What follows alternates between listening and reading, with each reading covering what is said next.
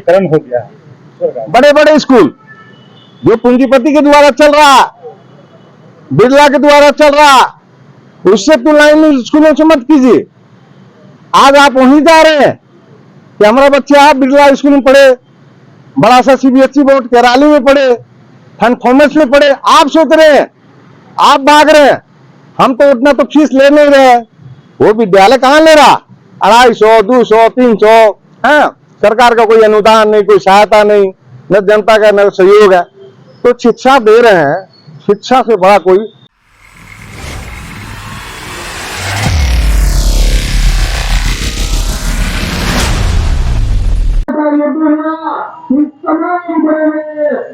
Mafia पकड़ बना के देते हैं।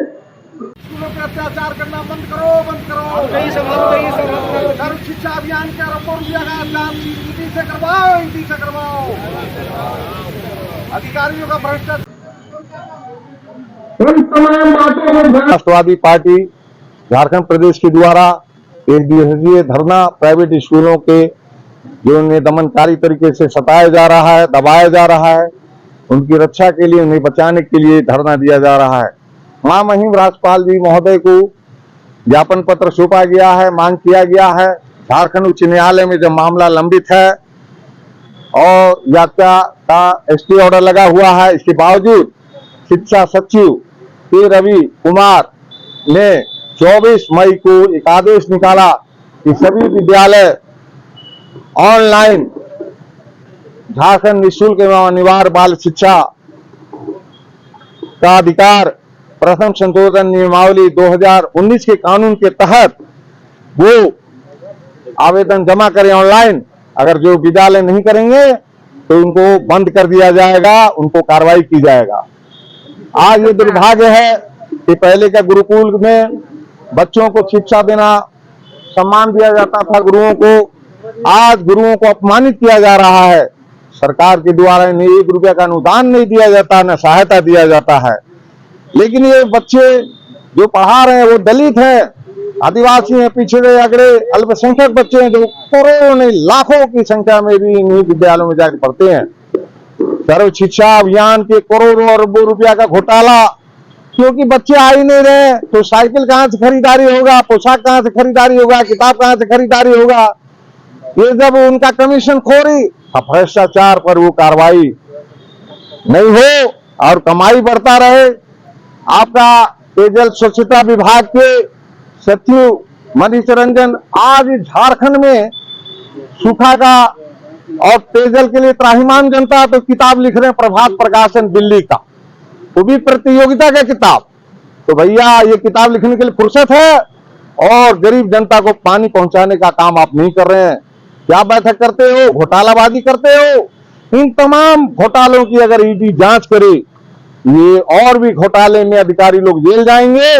भ्रष्टाचार के खिलाफ ये अभियान जारी रहेगा और हमारा पार्टी का मांग है कि जब तक हाई कोर्ट में मामला लंबित है, स्टे ऑर्डर लगा हुआ, इस कानून के दायरे में प्राइवेट स्कूलों को नोटिस देना बंद करे, उन्हें आवेदन जमा करने पर रोक लगाए और इस दायरा से जो सरकारी स्कूल बाहर है, अल्पसंख्यक सरकारी सहायता प्राप्त स्कूल बाहर है, उन तमाम स्कूलों को इस कानून के दायरे में लाए। ये क्या बात हुआ? किस तरह का नोटिस मिल रहा है आपको? प्राइवेट स्कूलों को नोटिस मिला कि आप जो है मान्यता के लिए आवेदन जमा करें 2019 कानून के तहत, अगर नहीं करिएगा तो आपको स्कूल बंद करने की कार्रवाई होगी। एक बात बताइए, अगर मान लिया कोई भी संस्थान आप चला रहे हैं, हाँ, उसका तो निबंधन जरूरी है।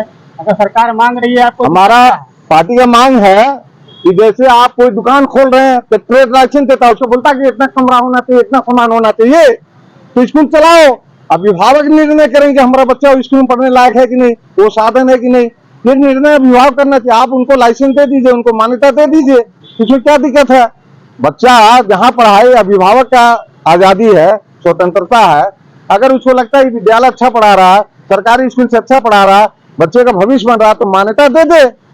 सरकार से मांग है। मापदंड कोई मामला नहीं है, मापदंड कोई मामला नहीं है। मापदंड का मतलब है कि भाई बच्चा बैठ रहा है, क्लासरूम है, सरकार का अपना मानक पूरा नहीं। बताइए कहाँ पे खेल का मैदान है सरकारी स्कूलों में, कहाँ बाउंड्री वाल है, कहाँ सीसीटीवी है, कहाँ पेयजल का व्यवस्था है, तो कहने का मतलब है कि उस पर लागू करो, इस पर भी लागू करो, हम इससे सहमत है। लेकिन आप एक तरफ से लागू नहीं करके दूसरे को सता रहे हो, ये तो गलत बात है। आप अल्पसंख्यक विद्यालय जो मिशनरी स्कूल है, जो सरकार से अनुदान लेते हैं, आप जाइए वहां पे न मैदान है न ठीक से क्लासरूम है, उसको आप अनुदान दे रहे हो सरकार का। आप क्या कहना चाहते हैं? हमारा कहना है कि शिक्षा यदि पेड़ के नीचे भी देने वाले लोग आए तो उनको शिक्षा देने का काम करने दो। शिक्षा देना जैसा पवित्र काम कोई काम नहीं हो सकता। ये अभिभावक निर्णय करे कि हमारा बच्चा कहाँ पढ़ेगा, वो पढ़ाने का काम करे, और जो लोग रोजगार में लगे उनको बेरोजगार करने का काम करे। प्राइवेट स्कूल तो व्यावसायीकरण हो गया है। बड़े बड़े स्कूल जो पूंजीपति के द्वारा चल रहा, बिरला के द्वारा चल रहा, उससे तुलना इन स्कूलों से मत कीजिए।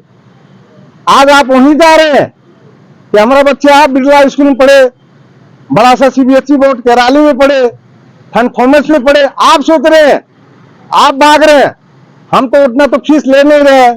वो विद्यालय कहाँ ले रहा? 250, 200, 300 है। सरकार का कोई अनुदान नहीं, कोई सहायता नहीं, न जनता का न सहयोग है। तो शिक्षा दे रहे हैं, शिक्षा से बड़ा कोई, अगर अशिक्षित समाज रहेगा तो इस देश का दुर्भाग्य होगा। अगर एक एक नागरिक शिक्षित हो, जो सरकार में बैठे लोग, कभी अधिकारी लोग नहीं चाहते हैं कि सारे बच्चे शिक्षित हो, क्योंकि झंडा कौन ढोएगा, मजदूरी कौन करेगा, सब आईएएस बन जाएगा, सब अधिकारी बन जाएगा। इसीलिए कि सरकार से क्या चाहते हैं? सरकार से मेरी मांग है कि जब तक हाई कोर्ट का फैसला ना हो जाए तब तक आप इन लोगों को डिस्टर्ब मत कीजिए, और कानून जो भी बने, तो चाहे बड़ा स्कूल हो, छोटा स्कूल हो, सरकारी हो चाहे गैर सरकारी हो, इन तमाम स्कूलों को एक ही कानून का होना चाहिए, सबके लिए असमानता नहीं होना चाहिए। आप उस कानून के दायरे में निःशुल्क एवं अनिवार्य बाल शिक्षा का अधिकार अधिनियम 2009 के कानून में अल्पसंख्यक विद्यालयों को नहीं जोड़ा गया। आप शायद नहीं जानते तो आप जान लीजिए। ये क्या मतलब हुआ? सरकारी स्कूल को आप जोड़ दिए, प्राइवेट स्कूल को जोड़ दिए, लेकिन 2019 का जो संशोधन कानून में सरकारी स्कूल को आप बाहर कर दिए। तो इससे ये स्पष्ट होता है की जरूरत है, लेकिन पार्टी कोई हो, एसोसिएशन कोई हो, हमको उससे मतलब नहीं है। मतलब है कि सरकार हमारी मांगों को सहानुभूति पूर्वक विचार तो करे। आप अभी पूछ रहे थे कि मापदंड क्या है, निबंधन कराना तो चाहिए, हाँ बिल्कुल कराना चाहिए, हर विद्यालय को निबंधन कराना चाहिए। लेकिन 60 डिसमिल जमीन आप बोल रहे हैं, तो 60 डिसमिल तो आप सरकार हो करके अपने विद्यालय में नहीं दे पा रहे हैं, हमसे आप क्यों क्यों डिमांड कर रहे हैं? क्या लगता है कि मापदंड जो बनाया गया है वो सिर्फ आप लोगों को परेशान करने के लिए बनाया है? सिर्फ परेशान करने के लिए बनाया जा रहा है, और तमाम छोटे विद्यालयों को बंद करने के लिए बनाया जा रहा है, और पूंजीपतियों को और मजबूत करने के लिए बनाया जा रहा है, ताकि डीएवी जैसा स्कूल, गुरु नानक जैसा स्कूल, ऑक्सफोर्ड पब्लिक स्कूल, ऐसा जो सीबीएसई से एफिलिएटेड स्कूल है, बड़े स्कूल, ये लोग और बड़े हो जाए, और मोहल्ले टोले में जो छोटे और मध्यम वर्ग के स्कूल चलते हैं, जिसमें गरीब वर्ग के बच्चे पढ़ते हैं, मध्यम वर्ग के बच्चे पढ़ते हैं, रिक्शा चलाने वाले, सब्जी बेचने वाले, मजदूरी करने वाले के बच्चे पढ़ते हैं, वो नहीं पढ़ पाएंगे, क्योंकि वो 3000 से 5000 प्रति माह वो नहीं दे पाएंगे। कि सरकार जो है व्यवसायीकरण जो शिक्षा में बढ़ रहा है उसको और बढ़ा रही है, ये और बढ़ा रही है, दिन दूनी रात चौगुनी करके बढ़ा रही है। इसका औद्योगिकरण हो जाएगा। औद्योगिकरण करने के लिए है, लेकिन हम जैसे विद्यालय और संचालक गण कभी भी इस मंशा को सरकार के कामयाब नहीं होने देंगे। चाहे इसके लिए सरकार बदलना पड़े तो हम लोग इतना मेहनत करेंगे कि पूरे झारखंड के हर ब्लॉक में जाकर के आंदोलन करके हम लोग सरकार बदल देंगे। लेकिन अपना विद्यालय से, चूंकि हम लोग सामाजिक काम कर रहे हैं ना, हम लोग समाज के बच्चे को और वैसे बच्चे को पढ़ा रहे हैं जिसमें जनता हमारे साथ है, जनता तो वाह वाह कर रही है, इसीलिए वो सरकारी विद्यालय में नहीं जा रही है। हेमंत सरकार के द्वारा 80 उत्कृष्ट विद्यालय बनाने के बावजूद भी वहाँ अभिभावक नहीं जा रहे हैं, और हमारे यहाँ भीड़ लगी हुई है। मोहम्मद उस्मान, सचिव, झारखंड मुस्लिम माइनॉरिटी स्कूल एसोसिएशन।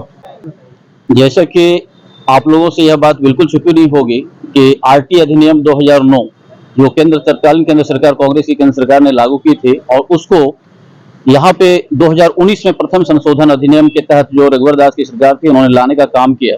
और उस अगर आरटी 2009 को देखें और 2019 को देखें, उसमें अनगिनत इन्होंने ऐसे कड़े प्रावधानों को लागू किया है जो हम जैसे छोटे छोटे स्कूल संचालकों के लिए ये बहुत ही कड़ी खेल।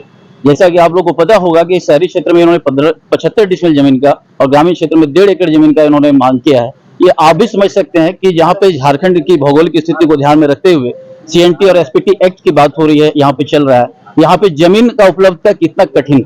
और वैसी स्थिति में आप ये भी देखें कि अगर शहरों में छोटे स्कूल गली के मोहल्ले में चल रहे हैं, अगर वहां भी अगर बात करें, नगर निगम की बात करें, तो वहां पे जमीन लेना कितना कठिन कार्य।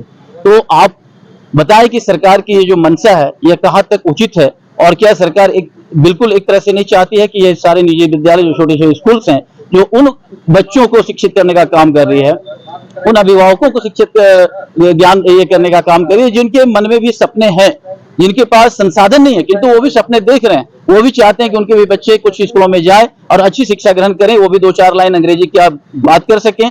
तो सरकार कहीं ना कहीं चाहती है कि वैसे बच्चों को, वैसे अभिभावकों का जो सोच है, उनका जो सपना है, इसको कहीं ना कहीं चकनाचूर कर। क्या लग रहा है कि सरकार क्या सोच रही है? बिल्कुल सरकार की सोच हमारे विरुद्ध है। और विगत अगर देखा जाए तो हम लोग 2019 से ये जब अधिनियम आया उसके बाद लगातार हम लोग संघर्ष में रहे, और आज हमारे बीच में दिवंगत शिक्षा मंत्री नहीं है। मैं उनको विनम्र श्रद्धांजलि अर्पित करता हूं पूरे एसोसिएशन की ओर से। और चूंकि उनका जो कार्यकाल था, मैं समझता हूं कि वो बहुत ही सही तरीके से और सटीक मार्गदर्शन में वो जा रहे थे, और हम लोगों की समस्या को लेकर के वो बहुत ही ज्यादा चिंतित थे कि नहीं, इन विद्यालयों को भी मान्यता मिलनी चाहिए। और हमारी बातें लगातार उनसे हो रही थी और एक सकारात्मक पहल उनके द्वारा किया जा रहा था। किंतु ये कह सकते हैं कि काल का ये निर्णय था कि हमारे बीच आज वो नहीं है। आप लोगों के द्वारा जो हाई कोर्ट में भी मामला लंबित है जी। क्या कुछ उसका आया है अभी तक वो हियरिंग चल रही है, डेट पे डेट हो रहा है। सरकार अपनी ओर से जो बातें वहां पे बोली गई है, ये शायद लगता है कि सरकार उस पर इंटरेस्ट नहीं ले रही है। और वहीं दूसरी ओर यहाँ पे मामला लंबित है, उसके बावजूद भी सरकार के सचिव के रवि कुमार जो शिक्षा सचिव हैं, उन्होंने विभिन्न जिलों में जो है सो एक आदेश जारी किया है कि आप मानक जो ये है RT के तहत मान्यता के लिए प्रपत्र आप जल्द से जल्द जमा करें, अगर आप जमा नहीं करते तो ऐसे स्कूलों के ऊपर कार्रवाई की जाएगी। तो ये सरासर एक तरह से कहीं ना कहीं इन स्कूलों को एक धमकी है इनके द्वारा, और कहीं ना कहीं ये कानून का भी उल्लंघन है जो हमारे कोर्ट में मामला लंबित। बताइए। सर्वेश कुमार दुबे, सचिव Jharkhand public school welfare association Jharkhand. Thank you.